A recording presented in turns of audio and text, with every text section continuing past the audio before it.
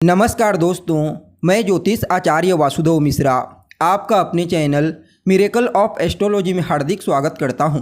दोस्तों, आज का यह ज्योतिष का कार्यक्रम आप सभी मिथुन राशि के जातकों के लिए बड़ा ही महत्वपूर्ण और विशेष कार्यक्रम साबित होगा। आज हम बात करेंगे ग्रहों के सम्राट सूर्य के राशि परिवर्तन प्रभाव के बारे में। जी हाँ, बीते 16 जुलाई 2024 की दोपहर 11:24 पर सम्राट सूर्य अपनी वर्तमान राशि वायु तत्वीय राशि मिथुन राशि को छोड़कर अपने परम मित्र चंद्रमा की साधारण राशि जल तत्वीय राशि कर्क राशि में प्रवेश कर चुके हैं, जहां पर आने वाले 16 अगस्त 2024 की शाम तक गोचर करेंगे और इसके पश्चात पुनः राशि परिवर्तन करके अपनी स्वयं की मूल त्रिकोण राशि सिंह राशि में प्रवेश कर जाएंगे। तो ऐसे में बड़े विस्तार के साथ एक एक टॉपिक को समझने का प्रयास करेंगे कि भुवन भास्कर सूर्य अपने मित्र चंद्रमा की साधारण राशि में गोचर करते हुए किस प्रकार से आपको परिणाम प्रदान करेंगे।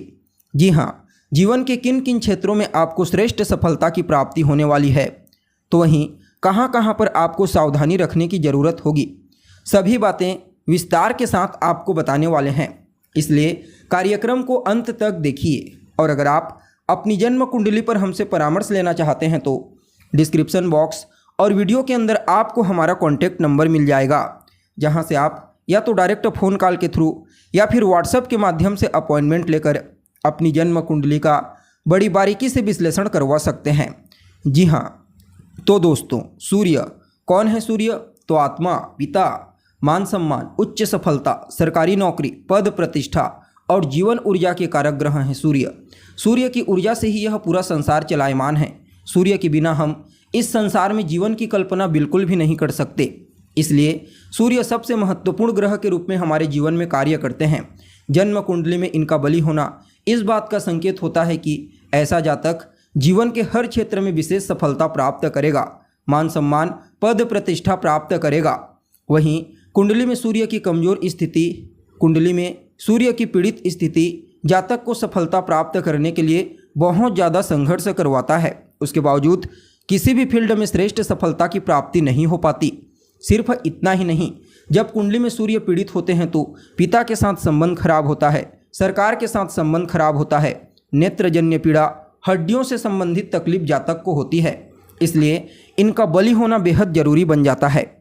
वैसे देखा जाए तो सूर्य एक राशि में लगभग 30 दिनों तक रहते हैं, लेकिन जब शुभ ग्रहों के इन्फ्लुएंस में आते हैं, किसी अच्छी राशि में किसी अच्छे भाव से गोचर करते हैं, तब अपना श्रेष्ठ परिणाम प्रदान करते हैं। और इस बार का गोचर भी बिल्कुल ऐसा ही होगा, क्योंकि पहले तो मित्र के घर में होने के चलते इन्हें बल की प्राप्ति होगी, ऊपर से अपने एक और परम मित्र देवगुरु बृहस्पति के साथ तीसरे 11वें के संबंध में है, शनि के साथ षडाष्टक योग में होने के चलते विशेष बल की प्राप्ति होगी। फलतः सूर्य का यह राशि परिवर्तन कुछ मामलों में बड़ा ही अद्भुत और श्रेष्ठ साबित होगा। जी हाँ, अब देखा जाए तो आप सभी मिथुन राशि के जातकों के लिए सूर्य का यह राशि परिवर्तन गोचर कुंडली में आपकी राशि से दूसरे स्थान में हुआ है। फलतः यह परिवर्तन आपके लिए अत्यंत ही श्रेष्ठ साबित होगा। इस राशि परिवर्तन प्रभाव के चलते आप विशेष समृद्धशाली बनेंगे। धन को लेकर के अगर कहीं कोई चिंता थी तो वह चिंता आपकी दूर होने वाली है। धन का आगमन भी मजबूती से होगा और धन का संचयन भी मजबूती से होगा। हालांकि इस समयावधि में आपको धार्मिक अनुष्ठान, जप तप, पूजा पाठ, दान पुण्य के कार्यों में अवश्य हिस्सा लेना चाहिए। इससे यह परिवर्तन आपके लिए और बेहतर हो जाएगा। अगर आप अध्यात्म से नहीं जुड़ते हैं, धार्मिक अनुष्ठान इत्यादि के क्षेत्र से अपने आप को नहीं जोड़ते हैं, तो फिर ऐसे में धन संचयन करने में थोड़ी बहुत परेशानी आपको फेस करनी पड़ सकती है। इस बात का आप ख्याल रखिए। बाकी दूसरे स्थान में गोचर करने वाला यह सूर्य कार्य क्षेत्र में आपको विशेष सफलता प्रदान करेगा। आप जिस भी क्षेत्र में कार्यरत हैं, समझ लीजिए, चाहे फिर आप बिजनेस व्यापार करते हैं या फिर किसी भी प्रकार से कोई जॉब करते हैं, कार्य क्षेत्र में आपकी दक्षता मजबूत होगी। आप अपने कार्य की क्वालिटी से अपने अधीनस्थ कर्मचारियों को और अपने बॉस को विशेष प्रभावित कर पाने में कामयाब होंगे। दूसरा स्थान आपके कुटुंब परिवार का भी होता है और आपकी वाणी को भी बताता है। इसलिए सूर्य यहाँ पर आपकी वाणी को प्रभावशाली बनाएंगे, जिसके चलते आप अपनी वाणी के प्रभाव से हर किसी को प्रभावित कर पाने में कामयाब होंगे। वैसे तो सूर्य एक अग्नि तत्व के ग्रह हैं, लेकिन यह एक जलीय राशि है और मित्र की राशि है, इसलिए कुटुंब परिवार के मध्य काफ़ी हद तक आपसी तालमेल को बेहतर बनाने का प्रयास करेंगे। हालांकि आपको अपनी तरफ से इन चीज़ों में मजबूती प्रदान करने का प्रयास करना चाहिए। जी हाँ, बाकी देखा जाए तो कुटुंब परिवार की आर्थिक स्थिति मजबूत होती हुई नज़र आ रही है।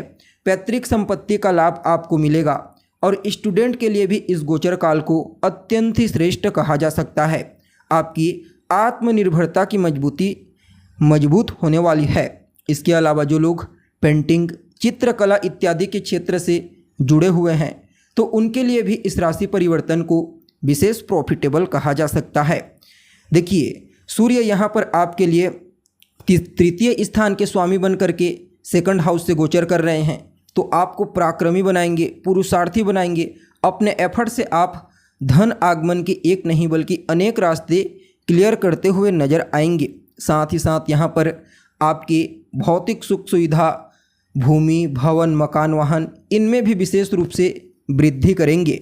गवर्नमेंट सेक्टर से जुड़े हुए हैं या फिर आप गवर्नमेंट जॉब करते हैं तो या तो आपके वेतन में वृद्धि हो सकती है, या फिर आप ठेकेदारी का कार्य करते हैं, सरकार के साथ जुड़ करके कार्य करते हैं तो कोई बड़ा प्रोजेक्ट आपको मिलने वाला है, जिससे आपकी आर्थिक स्थिति पहले की तुलना में और ज़्यादा मजबूत हो जाएगी। बाकी व्यापारियों के लिए भी इस समय को अत्यंत ही श्रेष्ठ कहा जा सकता है। खास करके सोना, चांदी, तांबा इत्यादि का बिजनेस करने वाले जातकों के लिए गोचर बढ़िया रहेगा। हालांकि द्वितीय स्थान आपके खान पान को भी इंडिकेट करता है, तो इस समय आपको अपने खान पान पर ध्यान देना होगा, अन्यथा दांत मसूड़ों से संबंधित तकलीफ आपको परेशान कर सकती है। बाकी ननिहाल पक्ष को यह परिवर्तन मजबूती प्रदान करेगा। विशेष करके मामा पक्ष को श्रेष्ठ परिणाम की प्राप्ति होगी। साथ ही ससुराल पक्ष से भी आपको आर्थिक लाभ मिलने का प्रबल योग बना है। बाकी संतान के साथ भी तालमेल बेहतर होते हुए नजर आ रहे हैं। कोई शुभ समाचार की प्राप्ति आपको होगी। हालांकि आपको अपने लाइफ पार्टनर की सेहत का ध्यान रखना होगा, क्योंकि आपके लाइफ पार्टनर के हेल्थ के दृष्टिकोण से यह परिवर्तन उतना अनुकूल नहीं है। बाकी यह समय आपके लिए बेहतर साबित होगा। फिर भी इस समयावधि को और अनुकूल बनाने के लिए आप रोजाना आदित्य हृदय स्तोत्र का पाठ कीजिए, सूर्य को अर्घ्य प्रदान कीजिए, अपने पिता, अपने बॉस का सम्मान कीजिए और हो सके तो रविवार के दिन नमक का त्याग कर दीजिए। बाकी यह समय बेहतर साबित होगा। जी हाँ, तो दोस्तों, हमें उम्मीद है जानकारी आपको पसंद आई होगी। जानकारी अच्छी लगे तो इसे अपने दोस्तों के साथ, अपने रिश्तेदारों के साथ शेयर अवश्य करें। अभी के लिए बस इतना ही। पुनः मुलाकात होगी एक नए और ताज़ा एपिसोड में। तब तक के लिए आप हमें इजाज़त दीजिए। नमस्कार।